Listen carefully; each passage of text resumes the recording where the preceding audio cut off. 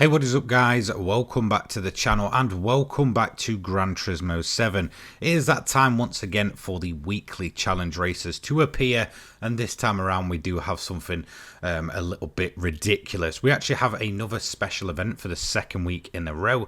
This time though, it's not featuring the Porsche 911 GT3 RS.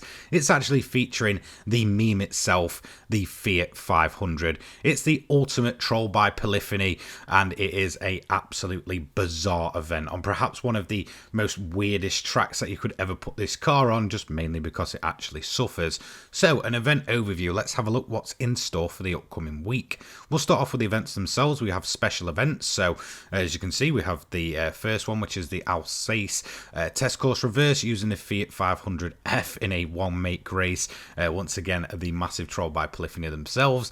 The Japanese Clubman Cup 550 for a race around the south counterclockwise of Tokyo Expressway. Then we move on to the European Clubman Cup 600 for the Alsace Village. Again, featuring twice this week around with both the test course and the full circuit. And then we move on to Daytona Road Course for the American Clubman Cup 700. And finally, the WTC 800 for Dragon Trail Seaside Reverse.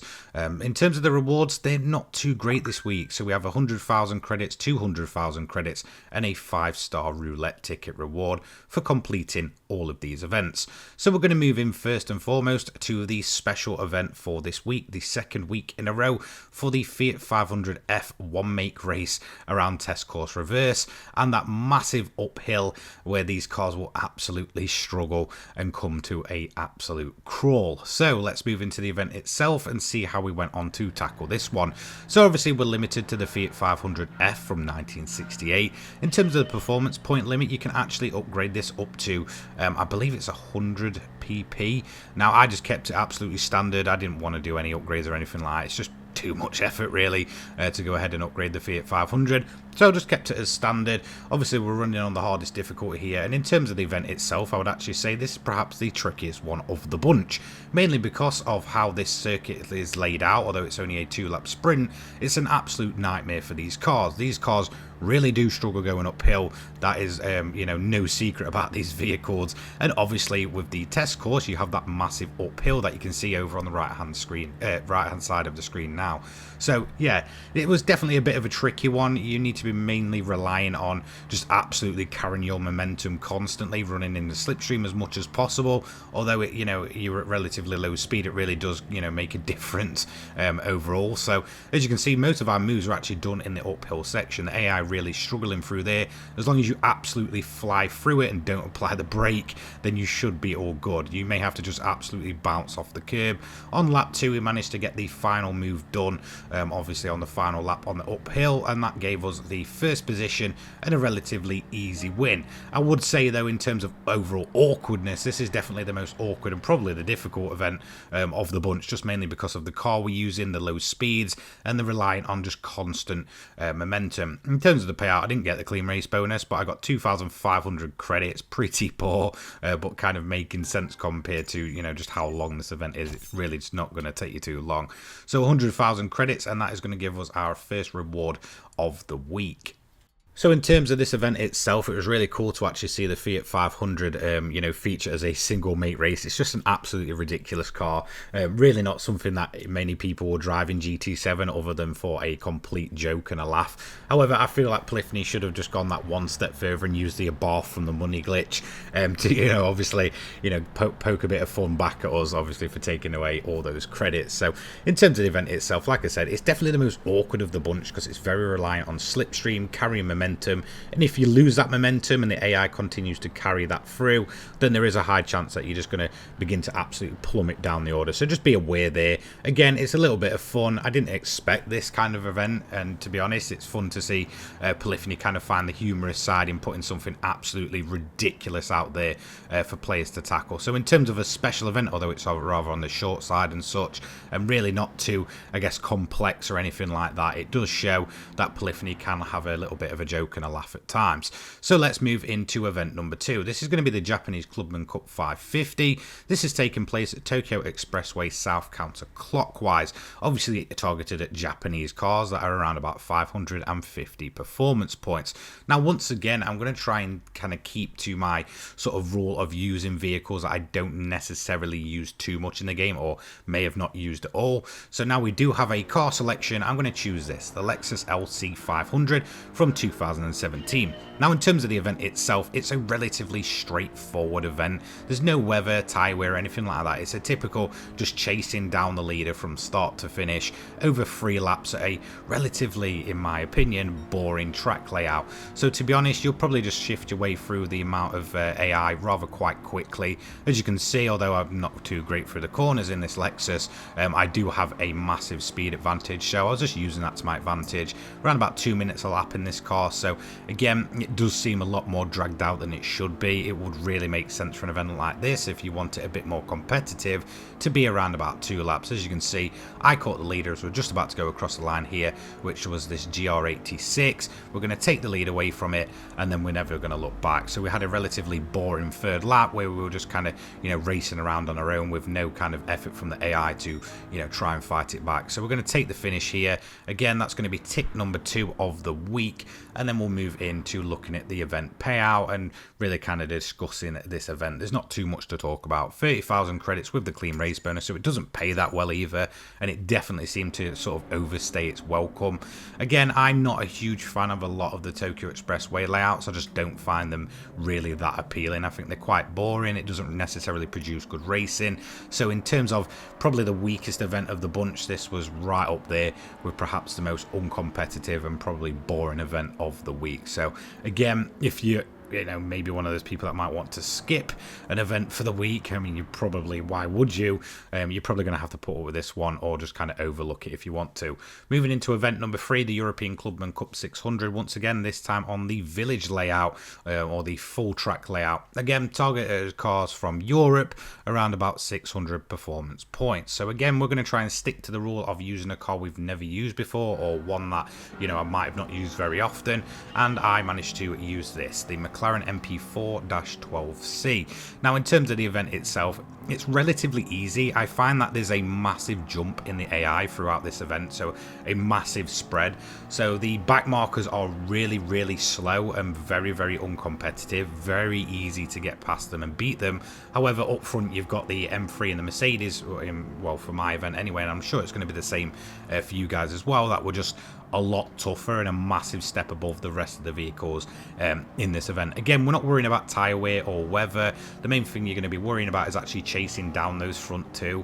I would definitely say if you don't go for something ridiculously overpowered, they might actually produce a bit of a challenge in terms of actually trying to get onto the back of them and chase them down. As you can see, I'm coming to the end of the 2nd lap here, and I just managed to get onto the back of the Mercedes. I'm going to throw it down the inside and try and get the lead and keep it away from the massive Mercedes. As you can see, there we go, down the inside, and then we're going to try and cut him off and just absolutely crack on with the final lap. Again, another event that just felt like if they'd have removed a lap from it, it could have actually been overall relatively competitive. So there we go, taking the win on the end of lap 3, and that is going to give us tick number 3 and reward number 3 of the week, which is obviously going to be the credit reward once again. In terms of the rewards this week, they're not that interesting, and none of the events really are that high in terms of the payout. 37,500 for completing that event with the clean race bonus, a nice little 6-star engine roulette ticket, and 200,000 credits, which is the weekly reward for completing 3 events. So definitely in terms of this event, you shouldn't have too much to worry about. Like I said, the kind of, I guess, difference between the sort of back markers and the front markers is rather huge. The main kind of issue you're probably going to get on the higher difficulties, and if you're not absolutely going for something overpowered, is that you're going to have to chase down that M3 and the Mercedes a lot more than you'd actually expect to, considering the beginning AI are just absolutely terrible and very, very slow overall. Not a difficult event, but again, that could be maybe a little troublesome if you're not that confident of a driver. Moving on to event number 4. This is going to be the American Clubman Cup 700 over at Daytona Road Course. Now, in terms of this event, I was a little bit different with my approach to this one. I just wanted to try the Hellcat. It was a car that I reviewed not too long ago and haven't had much of a chance to go ahead and use. So I just went for my fully upgraded Hellcat to absolutely go mental around this track, reaching speeds of 240 miles an hour. Absolutely ridiculous. Now, to be honest, in terms of this event, I don't think anyone's really going to struggle. I would certainly say this is a very, very straightforward, easy event. There's not many cars on the grid. Overall, there's around about 12 of them. You've got 4 laps to do it in. You should realistically have no problems. In terms of, you know, the visuals of this event, it's absolutely visually stunning, but you're not worrying about weather, tyre wear, or anything like that. So feel free to just absolutely choose something ridiculous like I did here and just absolutely get your foot down and cross that line in first, nice and quickly and nice and easy. I honestly don't find the road course really that entertaining, so it was all about just kind of, you know, getting through this event and getting it done and dusted with. So that's going to give us tick number 4 for the week. Obviously no reward for the 4th event being completed. In terms of the overall payout, 45,000 credits. It's not really too much overall. Again, most of the events this week are very, very low paying out. So you're not really going to be, you know, running into too much money for doing these. I mean, I think overall I earned about 1 million credits. So to be honest, if you were going to skip a week, I would certainly say this is perhaps the one that you should realistically be looking at, just looking over. I don't think the events really are that too appealing, other than maybe the Fiat 500 one, and the rest of them are just very much just thrown together. It feels a lot more lazily done than the other weeks that we've seen, you know, apart from that one special event, which is just rather quite a, you know, troll by Polyphony themselves. So yeah, in terms of the Daytona event, relatively straightforward. You shouldn't have any problems at all here. So let's move into event number 5. So event number 5 is going to take us back to the WTC 800, this time at Dragon Trail Seaside Reverse. Now, in terms of this event itself, it's a relatively straightforward one once again. However, we do have to account for fuel and tyre wear this time around. But in terms of weather and stuff, you won't be, you know, up against rain or, you know, anything like that, or varying conditions. So yeah, a relatively straightforward event. As long as you pick something that is good on its tyre life and good on its fuel, you can basically no stop this. So I went for something completely different that I'd never used before, which was the Lexus LFLC GT VGT. All I did was stick it in fuel mix 6 and then just stick a set of hards on, and I'm pretty much good to the end. Now, the good thing about doing this is obviously the AI is going to have to pit varying strategies once again from the AI. So you'll see some soft runners that'll box in around about the end of lap 4. You'll have some other people box, you know, upwards of around about lap 7 or 8 in terms of the hard tyre runners. So again, just kind of take your time, work your way gently through the grid. Don't take too many risks, and in the end, in all honesty, if you've got a zero stopping car, you should be able to make the tyres go the length and the distance of the event without having to sort of over push it and get caught towards the end, or have to risk putting in a pit stop and losing all that time that you've kind of built up. So as you can see, by the time I come to the end of lap 4 here, I've got a bunch of cars up front that are beginning to box in. These guys are then going to drop a few positions and allow me to get up to P2, meaning that I've now got pretty much an open road ahead of me, and I'm just charging down the Dodge Viper SRT GT3. As you can see, I managed this by the end of lap 5. However, the Dodge is then going to indicate and then put itself in the box anyway, and at this point I can essentially just run away from the rest of the AI. So we did take the lead. Around about lap 8 I did run into a bit of an issue. I absolutely clattered the depth chicane and kind of took that one on the chin. So yeah, bit frustrating to be honest, because it was a relatively clean run, but overall you know, it's just kind of going to happen at some point. We all know the depth chicane, it's notorious for it, and yeah, I did kind of fall victim to that one there. The rest of the race was nice and clean there. We're just going to turn the engine up there for the last lap and just bring ourselves across the line. We are going to run out of fuel as we go across though, which was rather quite funny. Flash of the lights, and that is going to be that event over and done with, and that is going to complete all 5 of the weekly events, giving us our final stamp of the week on our weekly challenges. So a relatively easy and straightforward week. To be honest, there's nothing in terms of major strategy calls or really anything too special other than that Fiat 500 event. 140,000 credits for the payout for this one, the highest paying of the bunch by an absolute margin, but still nothing really too special in terms of those payouts. And that's going to give us our final reward of the week, which is a 5-star roulette ticket reward. So with those done and dusted, let me just quickly take you through the strategy once again. So fuel mix 6, a set of hards, and you won't need to pit or kind of worry about anything like that.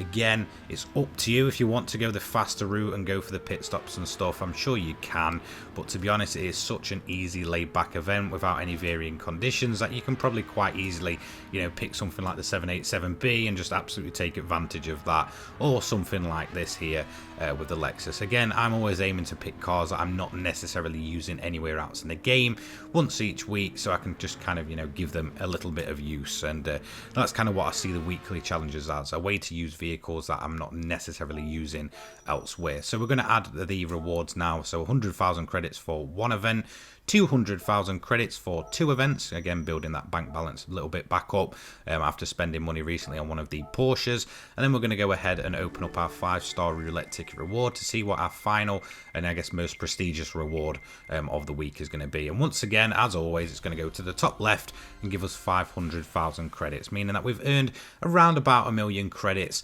for completing these weekly events. But I'd definitely say in terms of overall reward for the time you're putting in and just how relatively boring some of these events are this week, it's really not necessarily too worth it. So make your own decision on that if you do want to do it. For me, I just enjoy covering the weekly events. It's something to do each week. It's a bunch of cars that I've never used or really used that I can, you know, then go ahead and put, I guess, to a bit of use.